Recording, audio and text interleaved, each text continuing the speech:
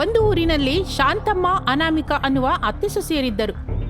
ಇಬ್ಬರಿಗೂ 1 ಸೆಕೆಂಡ್ ಕೂಡ ಆಗುತ್ತಿರಲಿಲ್ಲ. ಯಾವಾಗಲೂ ಏನೋ ಒಂದು ಜಗಳ ಮಾಡುತ್ತಲೇ ಇದ್ದರು. ಮೇಲೆ ಇಬ್ಬರಿಗೂ ಬಹಳ ತಿಂಡಿಯ ಹುಚ್ಚು ಇದ್ದಿತ್ತು. ಮುಖ್ಯವಾಗಿ ಅವರಿಬ್ಬರಿಗೂ ಪಾನಿಪುರಿ ಅಂದರೆ ಬಹಳ ಇಷ್ಟ. ಒಂದು ದಿನ ಇಬ್ಬರು ಪಾಯಸ ಮಾಡಿಕೊಂಡು ತಿನ್ನುತ್ತಿದ್ದರು. ಯಾರು ಇನ್ನೊಬ್ಬರಿಗಿಂತ ಹೆಚ್ಚು ತಿನ್ನುತ್ತಾರೆ ಎಂದು ಇಬ್ಬರು ಗಬಗಬಾ ಎಂದು ತಿನ್ನುತ್ತಿದ್ದರು. ಇಷ್ಟರಲ್ಲಿ ಅನಾಮಿಕಳ ಗಂಡ ಮಹೇಶ್ ಅಲ್ಲಿಗೆ ಬಂದನು.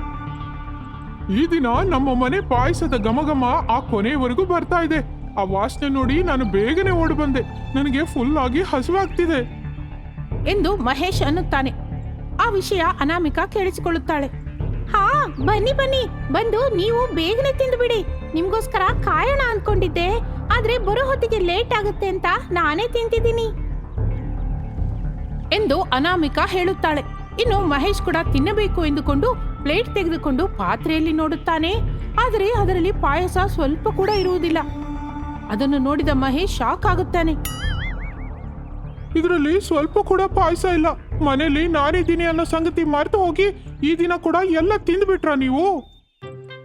ಅಯ್ಯೋ, ನಾನು ಆಕೆಗೆ ಹೇಳ್ತಾನೆ ಇದ್ದೀನಿ ನಿಮ್ಗೋಸ್ಕರ ಸ್ವಲ್ಪ ಆದ್ರೆ ಉಳಿಸಿ ಅಂತ. ಆದ್ರೆ ಕೇಳಿದ್ರೆ ತಾನೇ ಇವರೇ ಎಲ್ಲ ತಿಂದ್ಬಿಟ್ರು ಎಂದು ಅನಾಮಿಕಾ ಶಾಂತಮ್ಮಳ ಮೇಲೆ ಹಾಕುತ್ತಾಳೆ. ಎಲ್ಲ ನೀನೇ ತಿಂದ್ಬಿಟ್ಟು ನನ್ನನ್ನೇನಕ್ಕೆ ಅಂತೀಯಾ? ನನ್ ಮಗ ತಿನ್ಬೇಕು ಅಂತ ನಾನು ಕಡಿಮೆ ತಿಂದೆ, ನೀನೇ ಇದೆ ಅಲ್ವಾ ಅಂತ ಎಲ್ಲ ತಿಂದ್ಬಿಟ್ಟೆ ಎಂದು ಆ ಅತ್ತೆ ಸೊಸೆಯರು ತಿಂದು ಬಿಟ್ಟು ಒಬ್ಬರ ಮೇಲೆ ಒಬ್ಬರು ಚಾಡಿ ಹೇಳುತ್ತಿದ್ದರು. ಇನ್ನು ಅದನ್ನೆಲ್ಲ ಕೇಳಿಸಿಕೊಳ್ಳುತ್ತಾನೆ ಮಹೇಶ್. ನಿಲ್ಸಿ ಇನ್ನು ನಿಮ್ ಗಲಾಟೆ. ನೀವಿಬ್ರು ಎಂತ ತಿಂಡಿ ಪೋದ್ರು ಅಂತ ನನಗ್ ಗೊತ್ತು. ಮತ್ತೆ ನೀವು ಒಬ್ರ ಮೇಲೊಬ್ರು ಚಾಡಿ ಹೇಳ್ಕೊಳ್ಳೋದಕ್ಕೆ ನಾಚಿಕೆ ಇಲ್ವಾ ಎಂದು ಅವರಿಬ್ಬರ ಮೇಲೆ ಅರಚಿ ಬರೀ ಅನ್ನವನ್ನು ತಿಂದು ಹೋಗುತ್ತಾನೆ ಪಾಪ ಮಹೇಶ್. ಇನ್ನು ಇಬ್ಬರು ಸೈಲೆಂಟ್ ಆಗಿ ಹೋಗಿ ಅವರ ದಾರಿಯಲ್ಲಿ ಅವರು ಹೋಗಿಬಿಡುತ್ತಾರೆ. ಇನ್ನು ಸಾಯಂಕಾಲವಾಗುವ ವೇಳೆಗೆ ಇಬ್ಬರು ಮಹೇಶ್ ಹತ್ತಿರ ಹೋಗಿ ಕೈ ಚಾಚಿ ನಿಂತುಕೊಳ್ಳುತ್ತಾರೆ. ಅದನ್ನು ನೋಡಿದ ಮಹೇಶ್, ಏನು ಹಣ ಬೇಕಾ ಎಂದು ಕೇಳುತ್ತಾನೆ. ಅದಕ್ಕೆ ಹೌದು ಅನ್ನೋ ಹಾಗೆ ಇಬ್ಬರು ತಲೆ ತೂಗುತ್ತಾರೆ.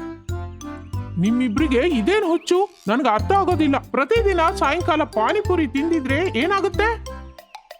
ಏನೋ ರೀ, ಸ್ಕೂಲ್ ಹೋದಾಗಿನಿಂದ ನನಗೆ ಅಭ್ಯಾಸ ಆಗಿದೆ, ನಾನು ತಿಂದೇ ಇರಲಾರೆ. ಅಮ್ಮ, ಮತ್ತೆ ನಿನಗೇಕೆ ಈ ಪಾನಿಪುರಿ ಹುಚ್ಚು ಹಿಡ್ದಿದೆ? ಏನೋ ಕಣ, ಅದೆಲ್ಲ ನನಗೆ ಗೊತ್ತಿಲ್ಲ. ನಾನು ಕೂಡ ದಿನಾನು ತಿನ್ಬೇಕು ಅನ್ಸುತ್ತೆ ಅಷ್ಟೇ ಎಂದು ಶಾಂತಮ್ಮ ಕೂಡ ಅನ್ನುತ್ತಾಳೆ. ಇನ್ನು ಮಹೇಶ್ ಏನೂ ಮಾತನಾಡದೆ ಇಬ್ಬರ ಕೈಯಲ್ಲಿ ಹಣ ಇಡುತ್ತಾನೆ.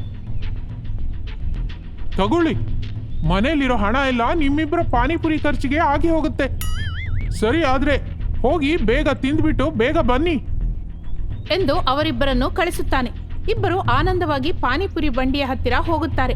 ಅದನ್ನು ನೋಡಿದ ಪಾನಿಪುರಿಯ ಬಂಡಿಯ ಸುಬ್ಬಯ್ಯ ಹೀಗಂದುಕೊಳ್ಳುತ್ತಾನೆ. ಅಮ್ಮ, ಈ ಪಾನಿಪುರಿ ಹುಚ್ಚಿನ ಅತ್ತೆ ಸೊಸೆ ಬರ್ತಿದ್ದಾರೆ. ಇವರು ರೆಗ್ಯುಲರ್ ಕಸ್ಟಮರ್ ಆದ್ರೂ ಇವರಿಂದ ನನಗೆ ನಷ್ಟವೇ ಹೆಚ್ಚು ಎಂದು ಸುಬ್ಬಯ್ಯ ಇವರಿಬ್ಬರನ್ನು ನೋಡಿ ಅಂದುಕೊಳ್ಳುತ್ತಾನೆ. ಇಷ್ಟರಲ್ಲಿ ಅವರಿಬ್ಬರು ಆ ಗಾಡಿಯ ಹತ್ತಿರ ಸೇರಿಕೊಳ್ಳುತ್ತಾರೆ. ಏನ್ ಸುಬ್ಬಯ್ಯ, ಹೇಗಿದೆ ವ್ಯಾಪಾರ? ನಿಮ್ಮಿಬ್ರು ಅತ್ತೆ ಸೊಸೆರ ದಯದಿಂದ ಚೆನ್ನಾಗಿ ಸಾಕ್ತಾ ಇದೆ ಅಮ್ಮ. ಸರಿ ಸರಿ, ನನ್ಗೊಂದು ಪ್ಲೇಟು ಪಾನಿಪುರಿ ಕೊಡು ಎಂದು ಶಾಂತಮ್ಮ ಹಣ ಕೊಡುತ್ತಾಳೆ. ಇಷ್ಟರಲ್ಲಿ ಅನಾಮಿಕ ಕೂಡ ಸುಬ್ಬಯ್ಯನಿಗೆ ಹಣ ಕೊಡುತ್ತಾಳೆ. ನನಗ್ ಕೂಡ ಒಂದು ಪ್ಲೇಟ್ ಪಾನಿಪುರಿ ಕೊಡು ಎಂದು ಹೇಳುತ್ತಾಳೆ ಅನಾಮಿಕ. ಇಬ್ಬರಿಗೂ ಒಂದೊಂದು ಪ್ಲೇಟ್ ಪಾನಿಪುರಿ ಕೊಡುತ್ತಾನೆ ಸುಬ್ಬಯ್ಯ. ಇಬ್ಬರು ಎಲ್ಲಾ ಪುರಿಗಳನ್ನು ತಿನ್ನುತ್ತಾರೆ. ಸುಬ್ಬಯ್ಯ, ದಿನ ಬರೋರಲ್ವಾ, ಇನ್ನೊಂದೆರಡು ಪೂರಿ ಹಾಕಬಹುದಲ್ವಾ? ಏನಮ್ಮ ನೀವು ಈ ತರ ಫ್ರೀ ಆಗಿ ತಗೊಂಡು 3 ದಿನಕ್ಕೆ 1 ಪ್ಲೇಟ್ ಉಚಿತವಾಗಿ ತಿಂತೀರಾ ಎಂದು ಬೇಸರದಿಂದ ಸುಬ್ಬಯ್ಯ ಹೇಳುತ್ತಾನೆ. ಆಗ ಶಾಂತಮ್ಮ ಸುಬ್ಬಯ್ಯನೊಂದಿಗೆ ಹೀಗೆ ಅನ್ನುತ್ತಾಳೆ. ಇನ್ನೊಂದ್ಸಲ ನೀನು ಮಾತಾಡಿದ್ರೆ ನಾವು ಪಕ್ಕದ ಬೀದಿನಲ್ಲಿರೋ ಪಾನಿಪುರಿ ಬಂಡಿಗೆ ಹೋಗ್ತೀವಿ ಎಂದು ಶಾಂತಮ್ಮ ಸುಬ್ಬಯ್ಯನನ್ನು ಬೆದರಿಸುತ್ತಾಳೆ. ಸುಬ್ಬಯ್ಯ ಇನ್ನು ಏನು ಮಾತನಾಡದೆ ಇಬ್ಬರಿಗೂ 2 ಪೂರಿಗಳನ್ನು ಎಕ್ಸ್ಟ್ರಾ ಹಾಕುತ್ತಾನೆ. ಅವೆರಡನ್ನು ತಿಂದು ಆನಂದದಿಂದ ಅತ್ತೆ ಸೊಸೆಯರಿಬ್ಬರು ಮನೆಗೆ ಹೊರಟು ಹೋಗುತ್ತಾರೆ. ಹಾಗೆ ದಿನಗಳು ಕಳೆಯುತ್ತಾ ಇರುತ್ತದೆ. ಒಂದು ದಿನ ಎಂದಿನ ಹಾಗೆ ಅವರಿಬ್ಬರು ಪಾನಿಪುರಿ ತಿನ್ನಲಿಕ್ಕೆ ಹೋಗುತ್ತಾರೆ. ಆದರೆ ಆ ದಿನ ಸುಬ್ಬಯ್ಯನ ಪಾನಿಪುರಿ ಗಾಡಿ ತೆಗೆದಿರಲಿಲ್ಲ. ಅದನ್ನು ನೋಡಿದ ಇಬ್ಬರಿಗೂ ಪ್ರಾಣ ಹೋದಂತಾಗುತ್ತದೆ. ಅಯ್ಯೋ ದೇವ್ರೆ, ಏನಿದು ಅನ್ಯಾಯ!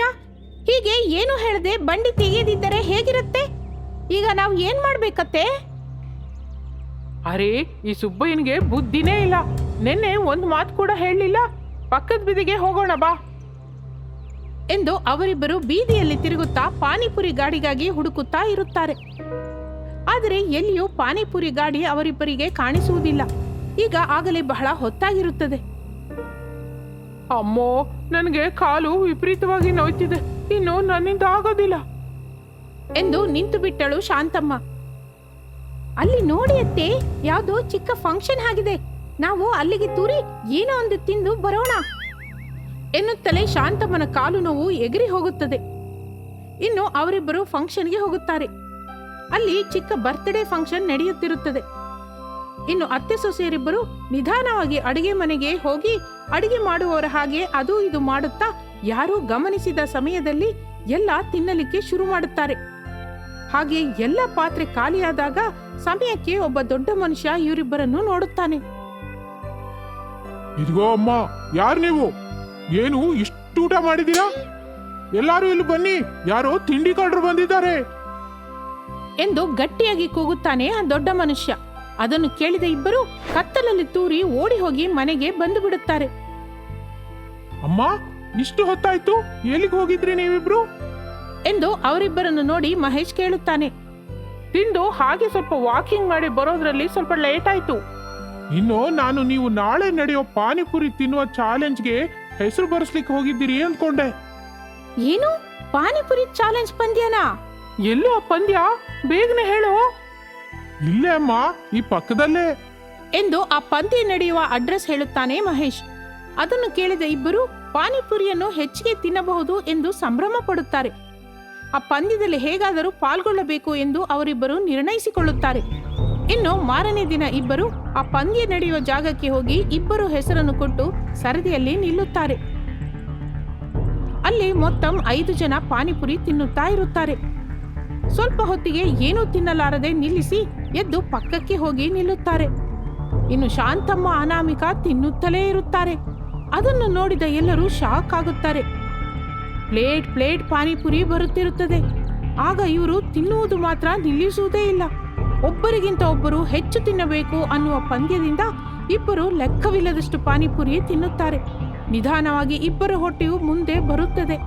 ಆಗ ಅವರು ತಿನ್ನುವುದನ್ನು ನಿಲ್ಲಿಸುವುದಿಲ್ಲ. ಎಲ್ಲರಿಗೂ ಅವರು ವಿಚಿತ್ರವಾಗಿ ಅನಿಸುತ್ತಾರೆ. ಇನ್ನು ಸ್ವಲ್ಪ ಹೊತ್ತಿಗೆ ಇಬ್ಬರಿಗೂ ಹೊಟ್ಟೆಯಲ್ಲಿ ಏನು ಆಗುತ್ತಿದೆಯೋ ಅರ್ಥವಾಗುವುದಿಲ್ಲ. ಕಡೆ ಪಕ್ಷ ನಡೆಯಲಿಕ್ಕೆ ಕೂಡ ಸಹನೆ ಇಲ್ಲದೆ ಇಬ್ಬರು ಎದ್ದು ನಿಂತು ಬಿಟ್ಟು ಹಾಗೆ ವಾಂತಿ ಮಾಡಿಕೊಳ್ಳುತ್ತಾರೆ. ಇಬ್ಬರು ಹೊಟ್ಟೆ ನೋವು ಹೆಚ್ಚಾಗಿ ತಾಳಲಾರದೆ ಕೂಗುತ್ತಿರುತ್ತಾರೆ. ಇನ್ನು ತಕ್ಷಣ ಅವರಿಬ್ಬರನ್ನು ಹಾಸ್ಪಿಟಲ್ನಲ್ಲಿ ಜಾಯಿನ್ ಮಾಡುತ್ತಾರೆ.